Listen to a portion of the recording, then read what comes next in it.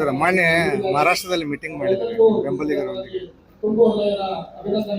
ಮಹಾರಾಷ್ಟ್ರದಲ್ಲಿ ಕನೇರಿ ಒಳಗೆ ಮೀಟಿಂಗ್ ಆಗಿದ್ದು ನಿಜ. ಅದು DCC ಬ್ಯಾಂಕದ ಚುನಾವಣೆ ನಿಮಿತ್ತ ಅಲ್ಲ.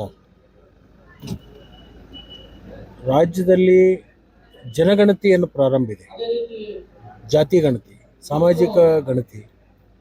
ಇದ್ರ ಬಗ್ಗೆ ವೀರಶೈವ ಲಿಂಗಾಯತರು ಅಂತಕ್ಕಂಥ ಏನು ಒಂದು ಸಮುದಾಯ ಇದೆ, ಆ ಒಂದು ಜಾತಿ ಗಣತಿಯಲ್ಲಿ ಏನು ಬರೆಸ್ಬೇಕು ಅಂತಕ್ಕಂಥದ್ದು ಮೂಲ ಪ್ರಶ್ನೆ ಆಗಿರ್ತದೆ.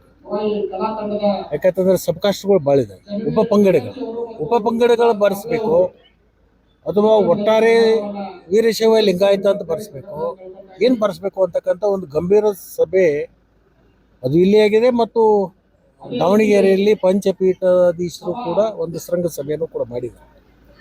ಅಲ್ಲಿ ಕೂಡ ಚರ್ಚೆ ಇದೆ, ಅಂತಿಮ ತೀರ್ಮಾನಕ್ಕೆ ಬರಬೇಕಾಗಿದೆ. ಜಾತಿ ಗಣತಿಯಲ್ಲಿ ಧರ್ಮ ಮತ್ತು ಜಾತಿ ಎರಡು ಕಾಲಮ್ಗಳು ಬರುತ್ತೆ. ಧರ್ಮದ ಕಾಲಮ್ದಲ್ಲಿ ಏನು ಬರೆಸ್ಬೇಕು, ಜಾತಿ ಕಾಲಮ್ದಲ್ಲಿ ಏನು ಬರೆಸ್ಬೇಕು ಅನ್ನೋದು ಒಂದು ದೊಡ್ಡ ಪ್ರಶ್ನೆ ಎಲ್ಲರ ಮಧ್ಯದಲ್ಲಿದೆ. ಅದಕ್ಕೊಂದು ಕನ್ಕ್ಲೂಡಿಂಗ್ ಬರಬೇಕಾಗಿದೆ. ಅದ್ರ ಬಗ್ಗೆ ಹೆಚ್ಚು ನಾವು ಚರ್ಚೆ ಮಾಡಿದ್ದೀವಿ.